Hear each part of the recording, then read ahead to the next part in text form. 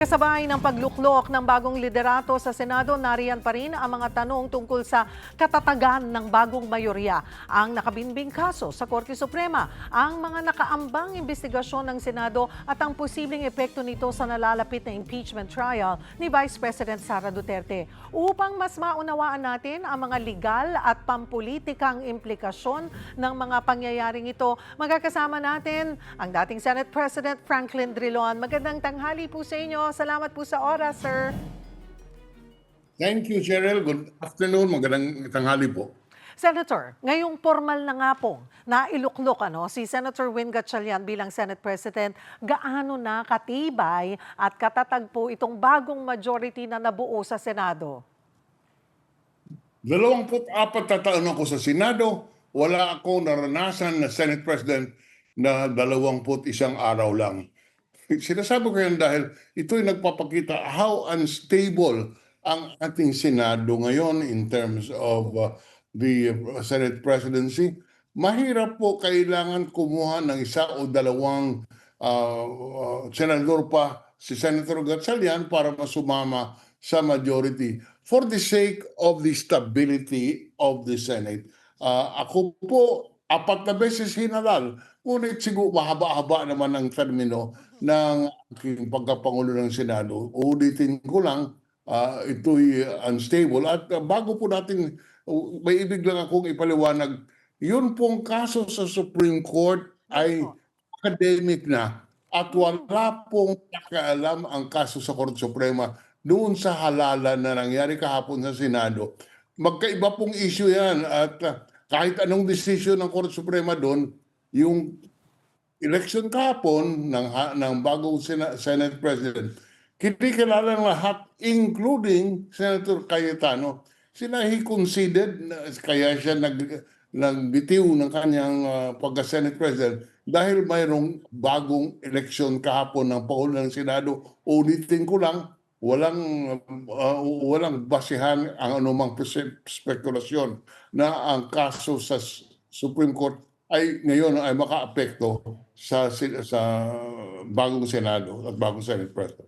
So kahit anong maging desisyon ng Korte Suprema dito po sa kanilang petisyon ay walang kinalaman sa nangyaring paghahalal ng bagong Senate President kahapon po. Tama.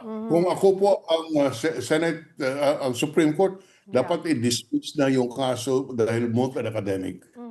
Doon po, balikan ko nga, sabi nyo, sa tagal po ninyo, ngayon lang kayo nakakita ng ganito ka-unstable na Senado, no? Well, they have 13 senators. May mga nababalita pa po na may posibleng isa or dalawa pa raw po. Yun po ba ay something na dapat talagang pursigihin kung talagang nakikita nilang aanib sa kanila ang isa o dalawa pang senador po sa bagong majority ngayon? Sa akin po, makakapagtibay yun sa stability ng Senado. Lalo na po, ng leadership ng Senado, lalo na po na humaharap, may darating na impeachment trial at kailangan po by stability ang Senate leadership. I cannot imagine a situation na bawat 2 linggo may bagong Pangulo ng Senado habang nagpa-trial ang impeachment court. Hindi po maganda at hindi dapat mangyari. Speaking of being unstable pa rin, pero kahapon po, bago yung sesyon, tila nag-concede naman na si Senator Alan Peter Cayetano. Though hindi po siya nagpakita kahapon, hanggang ngayon di pa rin po natin nakikita sa Senate. Pero masasabi ba natin, Senator Drilon, na tuluyan na ngang natapos yung sigalot sa loob ng Senado o posible pa rin, nandoon pa rin yung pagkakahati-hati po talaga nitong dalawang block? Sa akin po, hindi pa estable. There is still a possibility of a new shake-up. Bakit po? Dahilan po yung sa polarized ang Senado ngayon. And this reflects the polarization of our people. Mayroon pong isang grupo na gustong ituloy ang impeachment, may isang grupo na ayaw. At dahilan po dito sa aking tingin, hindi kailangan po magdagdag ng isa o dalawa pang senador sa majority para tuloy-tuloy na ang trabaho at ito po ang hinahanap ng taong bayan na ang Senado magtrabaho na. Alam mo, Cheryl, doon sa latest sa survey na nakita ko, 81% ng ating mga kababayan skeptical and withhold judgment and wala pa silang judgment how the Senate will perform. In other words, hindi po ang tingin ng taong bayan at this stage hindi pa naniniwala na impartial ang Senado at estable ang Senado, kaya malaking trabaho po para kay Senator Win, kay Senate President Win Gatchalian to show stability in the Senate. Importante po sa ating kasaysayan. Yun nga po, Senator Drilon, may mga nagsasabing itong naging labanan sa Senate leadership ay may kinalaman doon sa nalalapit nga na impeachment trial ni Vice President Sara Duterte. Para sa mga nanonood po, gaano kalaki yung papel ng Senate majority sa pagtakbo ng isang impeachment court? Malaki po dahilan sa importante po sa atin at based on our political history, malaking bagay ang perception ng tao na ang Senate trial ay fair, na ang impeachment trial ay hindi dapat gamitin para itago ang katotohanan. Kaya po malaking bagay na ang perception na impartial ang Senado ay dapat umiral. At hindi po natin, alam mo, it's too recent in our political history, Cheryl. Yung impeachment po ni President Estrada, nagkaroon ng EDSA 2. Bakit? Dahil ang second envelope ay hindi po binuksan at ang taong bayan po, ang kanilang conclusion, ay tinatago ang katotohanan tungkol sa bank accounts. Kaya mayroon pong basehan kung sabihin natin na pag ang perception, ang pagtingin ng taong bayan, ginagamit ang impeachment para po maitago ang katotohanan, malaking bagay po, hindi ko alam kung ano mangyayari. Ngayon, importante po yan dahil sa ruling tungkol sa impeachment trial at lalo na doon sa bank accounts ay nakasalalay po sa desisyon ng majority. Kung ang majority magsasabi na hindi pwedeng ilabas for whatever reason, hindi pwedeng ilabas ang bank record sa impeachment trial, hindi ko po alam kung ano mangyayari kung ano ang feeling ng taong bayan. Remember, social media, public opinion mabilis po mabuo. Hindi po natin kayang i-shape ang public opinion kagaya ng mga nakaraang dekada na kung may panahon para i-shape yung public opinion, ngayon wala. With the speed of communication, kung ang paniwala ng taong bayan ay hindi ginagampanan ng tunay, ginagampanan ng Senado ang kanilang tungkulin, hindi mo po alam kung ano ang maging opinion ng taong bayan. And that is something that you cannot shape because of mass media or social media. So, Senator Drilon, napakahalaga pala, at napakahalaga ng impluwensya. At the same time, kailangan talagang napakaingat sa pagsasagawa o dito sa mga pagtatakda po ng panuntunan at kabuuang direksyon ng paglilitis. Very important.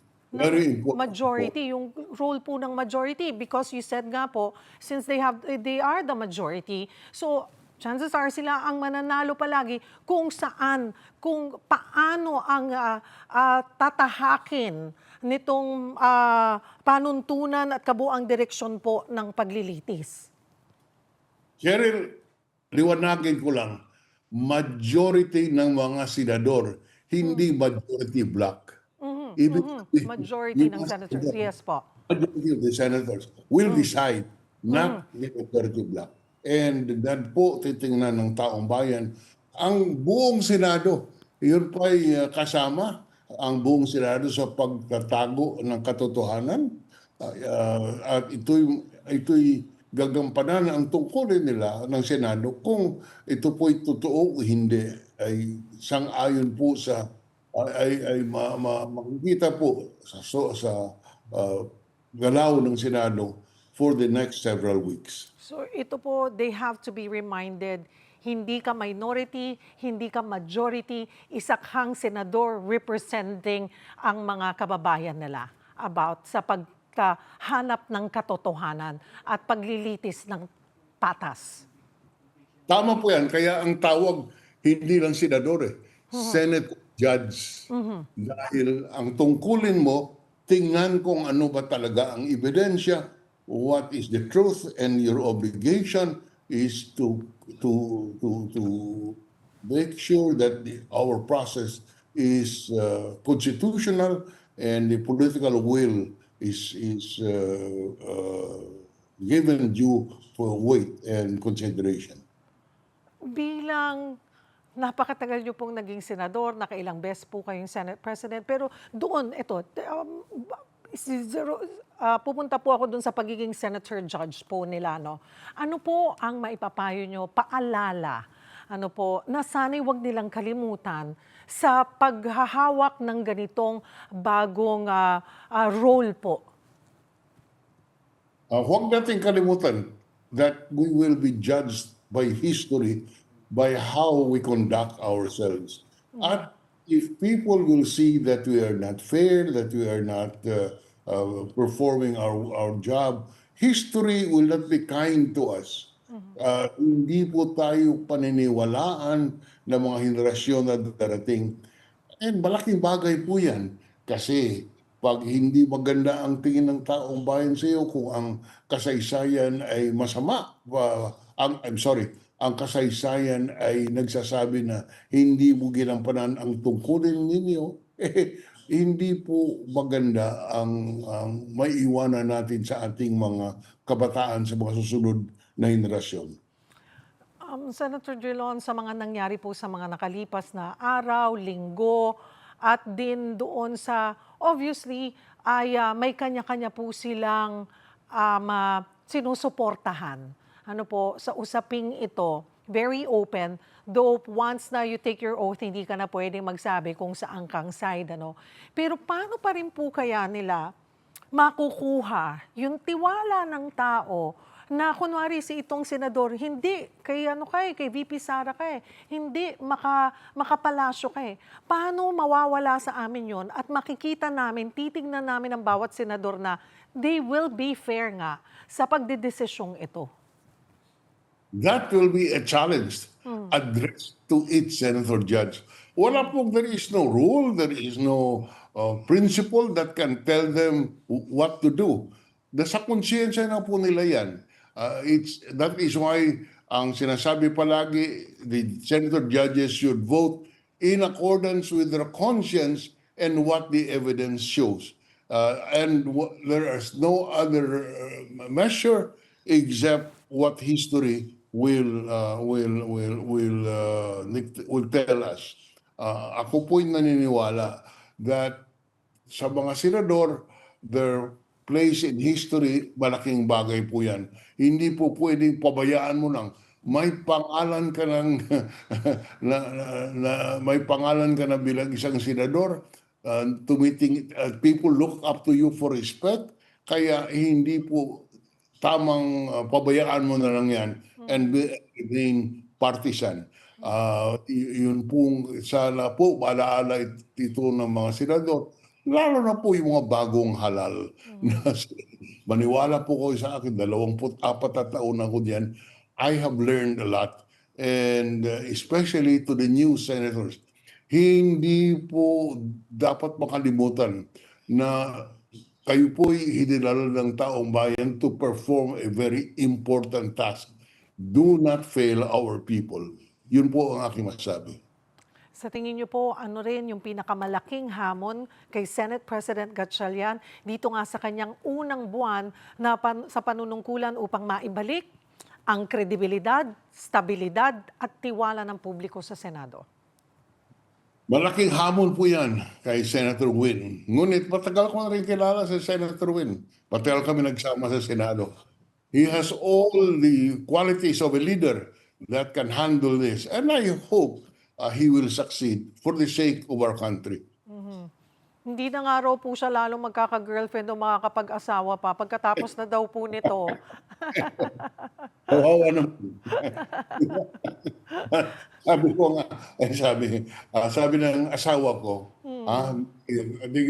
all wisdom starts with the fear of your wife. Paano yan? Paano yan? Pero po, eto po, Senator. Sa huli po, ang naging krisis po ba sa Senado ay isang karaniwang political contest lamang o may naging pinsala na nga po ito sa integridad at reputasyon ng institusyon na kailangang ayusin ng bagong pamunuan? Dapat yan po ang kailangan para sa integridad at kaayusan, hindi lang ng ating Senado, kung hindi ng buong bansa. Dahilan po, can you imagine if you fail in the impeachment process? This is a constitutional duty of the senators to judge, act as impartial judges. And if they not discharge this function sincerely, you'll never know how people will react.